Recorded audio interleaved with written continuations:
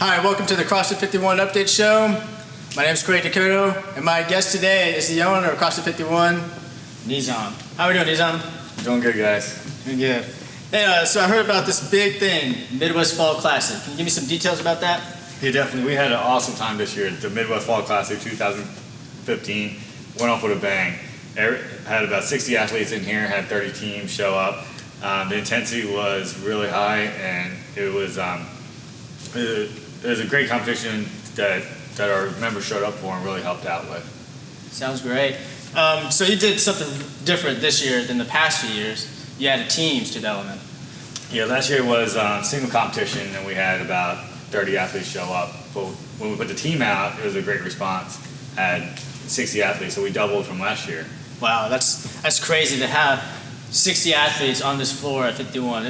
The energy must have been like through the roof. It was crazy. We had people everywhere, just swarm people, because we had the 60 athletes and we had about 40 volunteers. But then you had all the fans that showed up, had about 150 fans. So we had almost over 300 people just around with the garage doors open.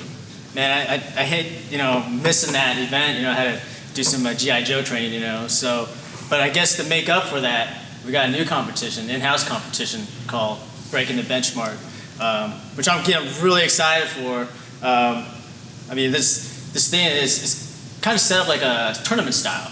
Isn't that correct? Yeah, kind of like March Madness. So if you love March Madness, it's going to be a great competition. I'm super excited about this because it's going to allow people a good advantage.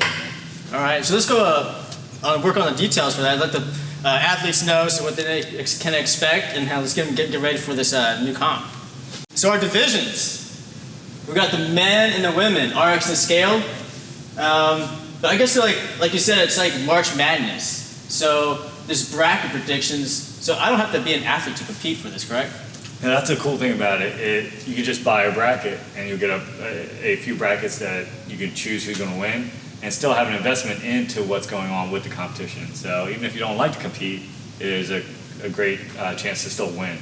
Yeah, I know people go crazy, getting those, the perfect brackets.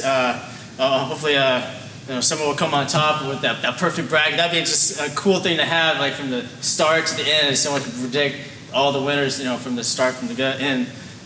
So let's take a look at the movements that we're going to cover. So the RX movements. Looks to me like your basic CrossFit movements here. Nothing too extraordinary out of the way. Coach, give me some limiters or some big eye openers to kind of look out for. The cool thing is we do all these movements in class, so it's not anything out the blue. We're not throwing a monkey wrench in there. A couple things that do stick out though. The weight is not overly heavy. The deadlift 225 is a good weight for the RX group. But the one thing that's a limiting factor of deciding RX or scaled, I would say, would be the handstand push-up. So it is going to an ab mat. However, I would make sure before I sign up for RX that I could do that, that I can meet that standard, get my head down and coming back up. Right.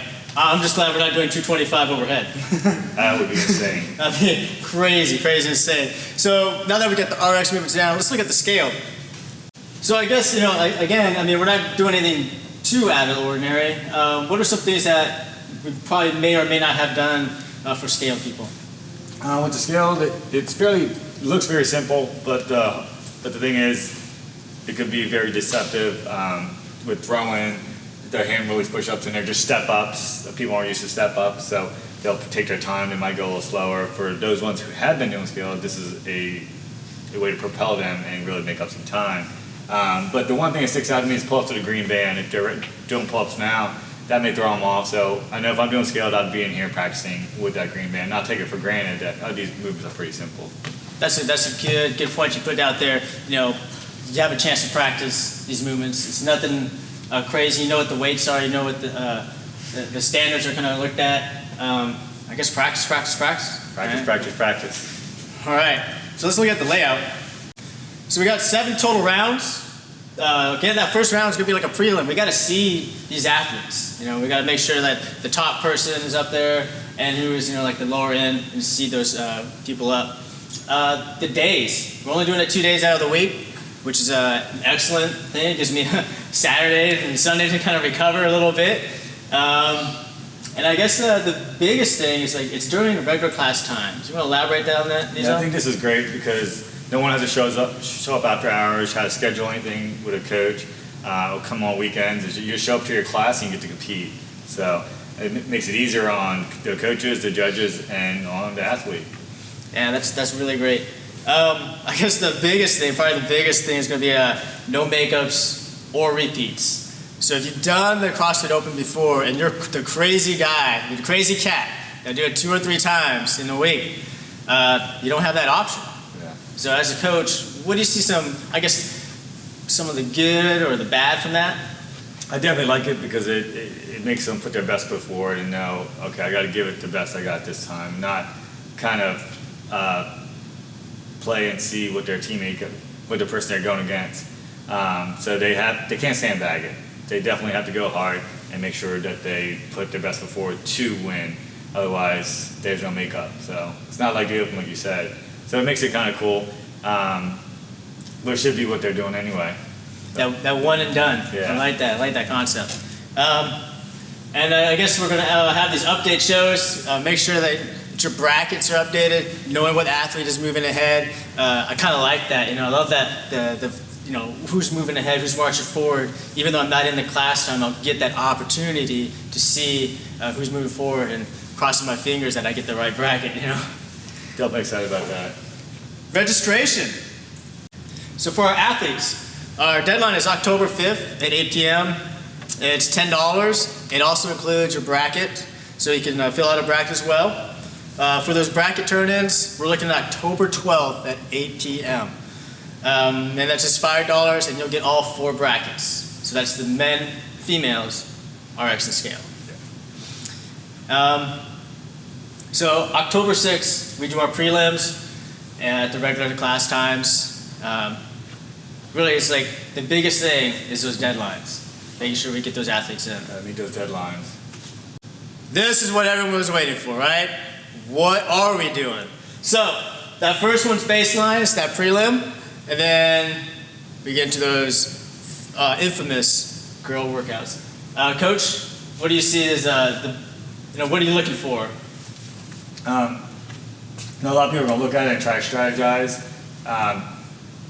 but it's really going to be based on who you're going to go against that day. So you can strategize all you want. I know some people are coming asking, well, can I crap out on baseline and have a better seating, a low seating? But either way, it'll catch up to you sometime because you're going to have to go against someone that might be better than you and one of the other girls. So I would be careful. I would definitely put that best foot forward and go hard.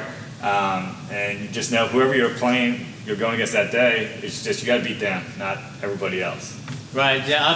I'll be super excited if I get to do Helen against Brett and not do Grace against Brian. That'll be my saving grace there.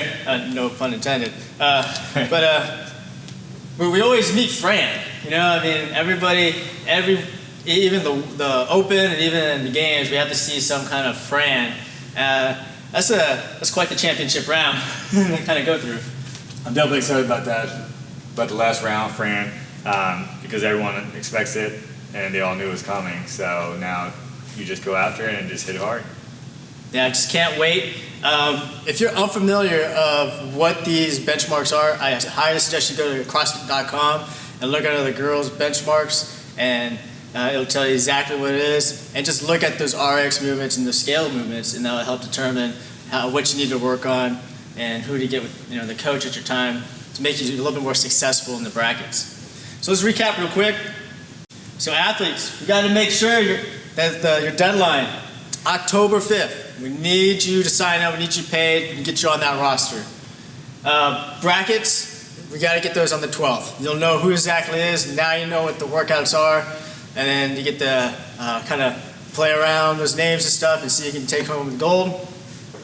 And then, again, it's at regular class times. We don't have to make any special arrangements, and basically we're just going to do the workout anyway, so might as well compete, right? Just show up and work out, just like any other day. Thanks for coming in, Coach. Really appreciate it. And we're looking forward to breaking the benchmark. See you next update show.